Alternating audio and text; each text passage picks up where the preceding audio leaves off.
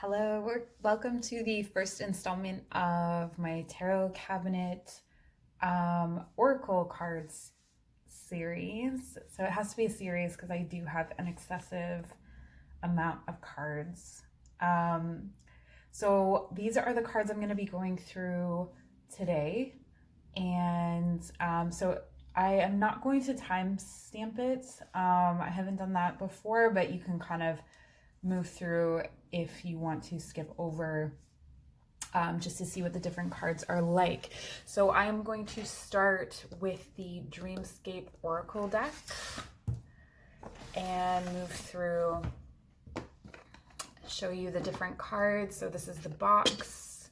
It's really, really beautiful. So this is the Oracle to the Ethereal Visions Tarot, and I ordered this. I backed it on Kickstarter, I believe.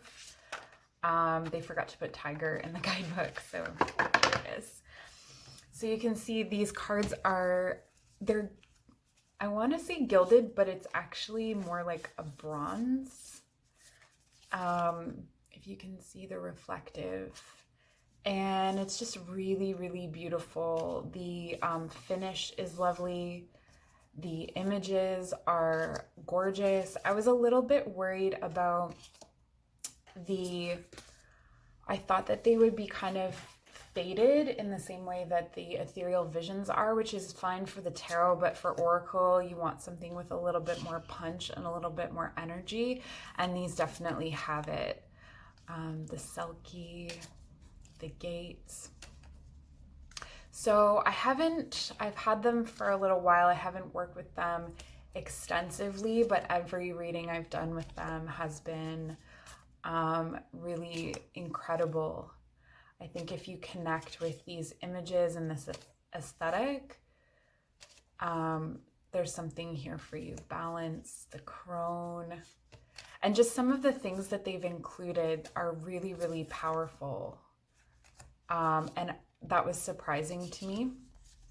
I don't know what I looked at. I think I was just kind of like, I love the Ethereal Visions Tarot. I'm going to go for it. This one definitely looks a lot like the tarot. And yeah, and then it ended up being so much better than I thought it would be. And I am very, very happy that I got this. I would be careful with it's very thin cardstock. A lot of Oracle cards tend to be that way, so I wouldn't be too aggressive when shuffling them, but look at the back of them. They're so beautiful. So that is the Dreamscape Oracle. Next, we're moving on to the Astrological Oracle, which is a very similar style. So it's that Art Deco? Yeah. The guidebook has a lot of information because there are combinations of cards. It's a very small deck, but there are combinations like planet combinations and sign combinations that make a difference. So this is the back of the cards. Beautiful, beautiful, beautiful cards. And they're not gilded, which is kind of like the edges, they are edged with silver, which is kind of an interesting choice. You would think gold for this, but it really feels like they should have like a gold embossing or something on them. So you have the planets and the signs. I think it's just the 24 cards in this one. If you work with astrology, I guess it would be worthwhile. It's also just like a beautiful deck if you're reading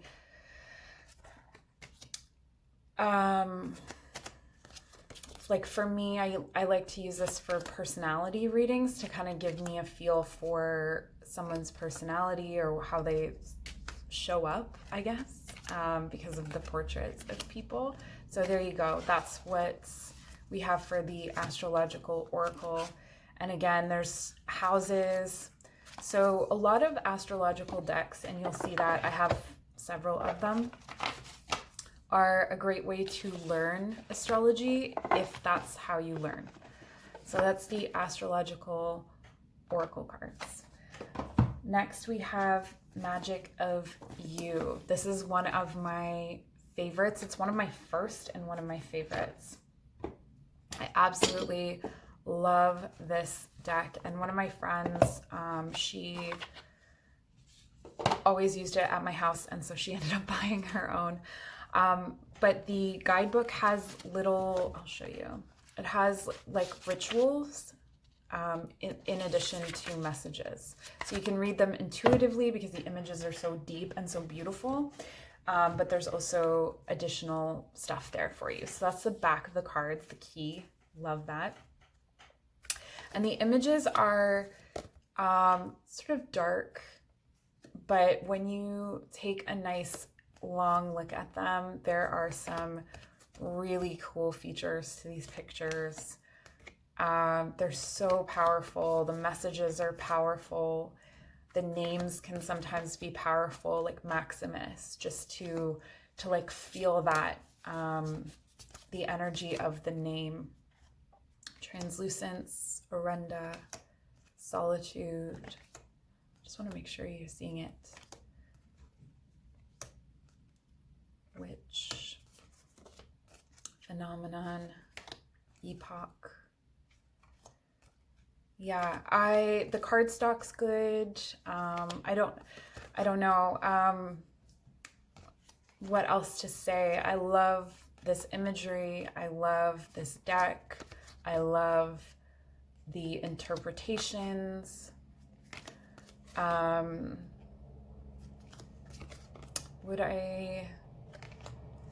would not change anything about it, really. I like to take things as how they are for the most part. I think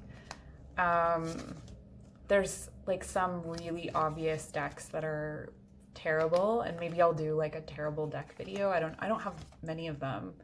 I love all the decks in my collection, mostly. And Flashover. So that's the Magick of You Oracle by Fiona Horn.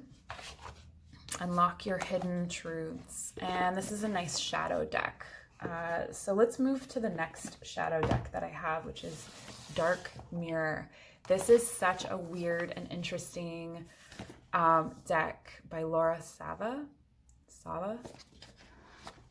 I wasn't sure how I would connect with this deck. It was really a wild card, and I was really surprised at how it sat there on my list for a while, and I was like, oh, do I, don't I?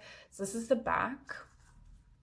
A lot of my cards have curled, so I think maybe I'm storing them at the wrong temperature, but each deck or each card has a moon phase, and in the guidebook, hold on a second, in the guidebook, so there will be the moon phase, the stage, so this is the stage of grief, a visual seed, so just dissecting the image, a sentence, and then going dark, and a little write-up. And some of the things that are said in this book are wild.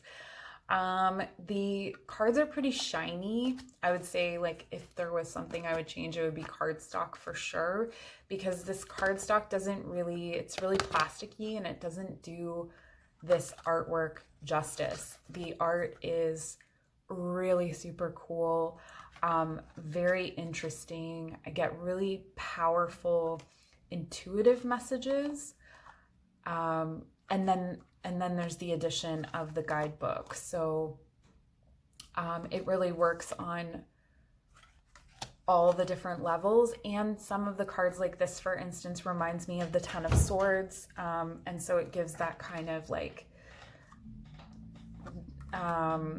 layer to it. If you've been watching my other videos, you know I love layers. Fragmentation, black flower fragrance. I thought that this might be a bit video gamey, honestly. When I saw it, I thought it might be like kind of cheesy, or that there would be a lot of like digital kind of images, or you know, that cartoony kind of digital image, and I'm really not into that. So Fated to Suffer. I would love to read the write-up on that one. And some of them aren't what you would think. Like Artificial Heart has a surprising meaning to it in the book, which is always fun. I love this card. It's always fun to dissect that. This is like the devil meets it's like the devil meets the Ten of Swords almost. It's like he put the swords in his own back. Envious Gluttony. Triumph of Lies. This one almost looks like it should be 3D, like you should put on 3D glasses. This is such a weird card, and I pull it all the time. Not for myself, but for other people. Bride in Cage. Peaceful Among Thorns. And this one, Blinded to Pain, I think is probably my favorite of all the cards. So that's the Dark Mirror. And it is a, you know, it's available everywhere. Another shadow deck.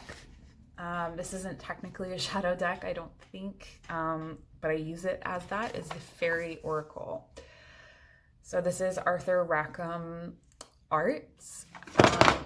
And then the Jamie Alford made the deck. Look at the back of this deck.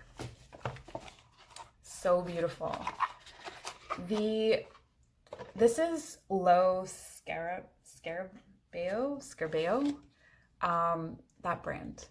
And sometimes they have all of the things translated into a bunch of different languages, and sometimes the messages, Dark Mirrors like this too, the messages can be really strange. And this is one deck where I prefer to read it more intuitively, because the descriptions or the messages can sometimes be weird, but it's always worth a look. So they're all from Arthur Rackham paintings, or are these illustrations, paintings, whatever they are. And as you can see, they do have a kind of dark tone to them. There's a lot to unpack. Like you could sit with one of these paintings for quite some time and unpack it. It's not really, how do I want to put this? Like I would use this for channeled messages, for, you know, personal use if I'm using the guidebook. There is an Arthur Rackham tarot as well, and I'm interested to see how that would enhance, because as an oracle, like when I look at this, I have to really look at this to decipher its meaning, and to really dig into the image. So it's not something if you want like a quick message, or if you're doing a quick intuitive reading for someone. It's more, honestly, it's like aesthetically really pleasing, and if you're just going to try and pick up energy from it, or if you have some time to really dig into it or do some channeling. I've done some decent channeling with these cards. But the images are just, I mean, I love his art, and so as like an art collection, I love it. I wouldn't say it's the best, most readable deck by any means, but that's kind of what you get into. I know there's I have John Bauer, which are easier to read. They almost lend themselves to tarot. And there's someone else. I have them on my list, and I can't remember their name, but at the moment. But I'm really interested to see how it translates into tarot. I think for Oracle, it's kind of tricky with these ones, but they're really, really beautiful. So that's the Fairy Oracle. And what should we do next? Mystic Sisters. Let's do this one. I love this art on the cover. This is by Emily Balave. And, you know, really simple, concise descriptions. backs are pretty. The cardstock is lovely. They haven't curled like my other ones. I just noticed that there are a bunch of different colors. I don't know if each color has a significance. I haven't really noticed that yet. Red Queen, Hecate, Beltane Reunion. So these cards are really, they've got like a Celtic-y vibe. They're really beautiful. There's the added depth of like, the more you know about Lilith, the more significant this card is to you, right? So if you work with like Swan, for instance, that's going to have more, like any Oracle deck, I guess. Some people work with Kuan Yin and they know a lot more than I do, that's for sure. This mermaid card, look how beautiful this art is. Mania. I have never pulled this. I love this card. I've gone through this many times. It's so weird how sometimes in Oracle decks they'll just hide from you. Bridget, the Coven, Amunet, Initiation. So there's different stages of spirituality, Charms of Ishtar, Dragon Goddess, Snow Queen, Bee Goddess, Thea, Sisterhood of the Silk Road. Again, Caradwen. This is one of those things where I hummed and hawed. I wasn't sure. I'm always worried that it's going to be really like, you know, like two nice artsy cards and I'm not gonna like the rest of them, but this deck really delivers. Now that I'm holding them in my hand, I feel like I want to do a reading with them. I feel like there's a reading on the horizon. This one that was on the cover is my favorite, hands down. Aphrodite. That one's close second. Gaia, I pull this one a lot. Magical Key. What a great card. Mezzo Goddess and Matcha, who is an aspect of the Morgan. So that is the Mystic Sisters Oracle deck. Oh, I love it so much. I don't know if you can tell, but I love my cards. And that leads us to, let's do the Enchanted Spell Oracle.